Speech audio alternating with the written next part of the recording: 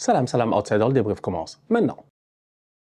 Chelsea a gagné 3-0 face à Aston Villa et Manchester United a gagné 4-0 face à Everton. On va d'abord commencer par, j'ai envie de dire, roulement de tambour. On n'a qu'à commencer par Chelsea. Chelsea a gagné 3-0 face à Aston Villa. Parlons d'abord de Aston Villa. C'est une énième défaite de Aston Villa, une énième contre-performance de Aston Villa. Une équipe d'Aston Villa qui, je pense qu'après même pas 3 journées de Ligue des Champions, ils étaient premiers en Ligue des Champions après 3 matchs, 3 victoires. Ils étaient deuxième de Première Ligue ou troisième de Première Ligue. Bref, ils étaient au top en ce début de saison. Aujourd'hui, je pense qu'ils sont rendus dans la deuxième partie du classement. C'est quand même tout à fait choquant. C'est très, très surprenant. Je ne sais pas ce qui se passe à Aston Villa avec Unai Emery ces derniers temps, mais malheureusement, ça ne réussit plus à être aussi dangereux que ça ne l'était. Donc, du coup, ça tombe face à une équipe de Chelsea qui est juste trop forte en ce moment. En fait, c'est incroyable. Ils sont troisième, on leur a rien demandé, ils sont troisième. Arsenal, Chelsea, c'est kiff bourrico, sincèrement. On est tous les deux au même niveau, on a le même nombre de points. Je pense que la différence se fait peut-être au goal average, mais les voilà, ils sont là, ils sont tranquilles, ils sont posés à la troisième place. Si nous, Arsenal, on vise le titre, c'est que Chelsea, évidemment, s'ils sont à égalité que nous, à ce stade de la compétition, eux aussi, ils visent le titre.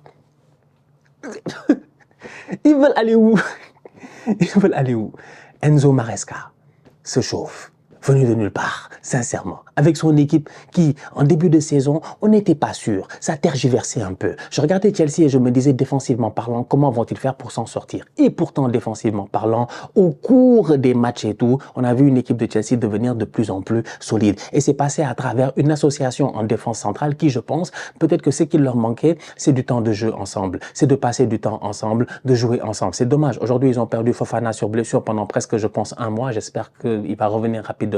Mais la paire Fofana et Colwill, quand même, ça a commencé à se gérer. Tu rajoutes à cela un Cucurella sur le côté qui, au-delà de sa coupe de cheveux, voilà, capillairement parlant, qui est très, très surprenante, que nous tous on connaît, avec sa grosse touffe, eh ben, Cucurella aussi, enfin, il commence à se gérer sur le terrain lui aussi. Il continue à surfer sur l'euro qu'il a fait, qui était plus ou moins un très bon euro avec l'équipe nationale d'Espagne. En ce début de saison, on peut dire que Cucurella est bon. Et d'ailleurs, aujourd'hui, à mon humble avis, il a été très bon. Non seulement un Cucurella qui est décisif, c'est-à-dire qui est dangereux, qui va chercher des ballons et tout, mais au-delà de cela, dans l'engagement, il se donne vraiment à 200%. Donc, globalement parlant, je regarde cette équipe de Chelsea-là et tu as envie de dire que, OK, à part le gardien qui a été bon aujourd'hui, Sanchez, je pense que petit à petit, il y a des personnalités qui sont en train de sortir dans le vestiaire, qui sont en train de mener cette équipe vers le top. C'est ce qui a permis aussi à Chelsea de pouvoir tenir. Un joueur comme Cole Palmer qui a marqué aujourd'hui n'avait pas marqué depuis quand même quelques temps. Ça faisait quelques temps que Cole Palmer n'avait pas marqué. Donc du coup là, avoir un Cole Palmer de retour carrément comme ça, même quand il ne claque pas, Chelsea gagne, et quand il est au top aujourd'hui, comme on l'a vu, il a été excellent. Il a été excellent. Quiconque a vu le match, il sait. C'est le pressing de Cole Palmer. Il est dans une position d'électron libre de numéro 10, il passe son temps à presser. Tu as un milieu de terrain qui est bien solide entre Enzo, Lavia et tout. Caicedo est obligé de dépanner sur le côté, mais Caicedo peut venir aussi apporter ce soutien. Mais le plus important, c'est Cole Palmer. C'est lui qui presse. C'est Cole Palmer qui presse Youri Tielemans. C'est Cole Palmer qui force Youri Tielemans à perdre des ballons. C'est Cole Palmer qui presse, je dis bien, le boy Camara. Tu as une équipe de Chelsea, des attaquants qui passent leur temps à presser. C'est ça la force de Chelsea. J'en ai parlé en début de saison. Quiconque m'écoute depuis le début de la saison sait que j'avais parlé ici du pressing de Chelsea en disant que ce pressing synchronisé là, le jour où ils vont le maîtriser et que derrière les gars vont arrêter de faire les tocards et arrêter de paniquer pour rien du tout, Chelsea va être dangereux. La preuve, ils sont là. Ils gagnent 3-0, ils pressent Aston Villa. Ils leur donnent pas d'option. Pa. Nicolas Jackson vient claquer son 8e but de la saison. Incroyable. La saison passée, il en a mis 14. Il en a déjà mis 8 en 13 matchs. Franchement, Jackson est en pleine forme cette saison. Ça, on ne peut pas le lui enlever. Il est décisif, il est dangereux. Il aurait même pu mettre un doublé s'il avait fait un meilleur contrôle sur l'erreur de Emiliano Martinez, quand Martinez a voulu faire la passe là et puis tout ça. C'est pour dire à quel point aujourd'hui tu as un Jackson qui est renard des surfaces, qui est toujours bien placé, qui a la baraka de l'attaquant, une touche, une frappe un peu contrée et tout, ça tape le poteau. Mais au-delà de cela, dans la construction du jeu, dans le pressing, s'il y a un joueur qui est important, c'est Jackson. C'est Jackson. C'est pour ça qu'il est titulaire. Il protège des ballons, il calme. Donc, quand tu veux presser, tu veux monter, tu as besoin d'un 9 pivot qui sache protéger le ballon, garder le ballon, les 2-3 secondes juste nécessaires, réajuster, ouvrir et courir. Ça, il sait faire. Jackson, il sait presser, il sait garder le ballon. Ça, c'est deux atouts qui sont très utiles pour cette équipe de Chelsea-là. Et c'est 2 atouts qui lui permettent, lui, de continuer à performer et d'être en confiance. Donc, franchement, pour moi, aujourd'hui, j'ai vu globalement une très belle équipe de Chelsea qui a battu une Ben, l'équipe d'Aston Villa, on peut dire quand même, même si en ce moment c'est compliqué, ça reste une équipe d'Aston Villa qui normalement devrait se relever. Mais yeah, ils ont été bons, ils ont été bons. Ils ont été très bons, en fait. Ils ont été très bons. Ils ont juste été très bons, Chelsea. Ils sont troisième, ils sont chauds. Donc félicitations à eux, bravo. Très bon match de la part de Enzo Fernandez au milieu de terrain. Il est buteur, mais au-delà de cela, il a été très très bon dans l'intensité. Donc ouais, je sais pas où est-ce qu'on s'en va avec Chelsea, mais Chelsea gagne 3-0 face à Aston Villa. Moi, ça me stresse, parce que je m'attendais vraiment pas à ça. La saison passée, je me rappelle, Willou nous avait dit que Chelsea allait finir deuxième l'année passée. Il était peut-être en avance d'1 an sur sa prédiction. Il se peut que Chelsea cette année, ce soit l'équipe qu'on n'attendait pas. En tout cas, moi, je me méfie d'eux. L'autre équipe que j'attendais pas, c'est bien Manchester United. Depuis qu'ils ont viré Erik ten Hag et qu'ils ont ramené Ruben Amorim, ou même depuis qu'ils ont viré Erik ten Hag, tout va bien. En fait, Ruud van Nistelrooy a fait un intérim avec 2 matchs de victoire, ça leur a fait quand même pas mal de bien. Ruben Amorim est arrivé, depuis qu'il est arrivé, quand même, tu as une équipe qui joue pas mal, une équipe qui est ambitieuse, qui ose et qui marque des buts aussi, en fait. Et ça, c'est le plus important. On les a vus en Europa League, ils ont été décisifs, ils ont claqué des buts, et là, on les voit en championnat, ils en mettent 4 à Everton. Manchester United, les supporters à Old Trafford qui chantent le olé, c'est-à-dire qu'à chaque passe, ils font olé, olé, olé. On est à la 70e minute, je pense qu'on n'avait pas vu ça à United depuis Mathusalem. Peut-être depuis des années, on n'avait pas vu ça à United. Confiance incroyable de la part des supporters d'United. Ils étaient trop en confiance, mais c'est normal, leur équipe le leur a montré. 75e minute, United à domicile, ils mènent au score, ils font des passes à 10 et tout le monde fait olé, olé. C'est incroyable, c'est United.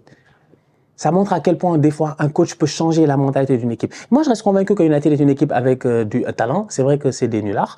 C'est vrai qu'ils se gèrent pas. Mais derrière, il faut être quand même très, très calme et objectif quand on regarde la chose. Bruno Fernandes qui fait 2 passes décisives. Rashford qui met un doublé, qui est dangereux, qui recommence à claquer des buts, qui reprend confiance. Zirkzee qui met un doublé lui aussi, qui est dangereux, qui a la retombée des ballons, qui nous fatigue avec sa célébration de mitraillette et tout ça. Il a cru qu'il est de retour dans PES 2006.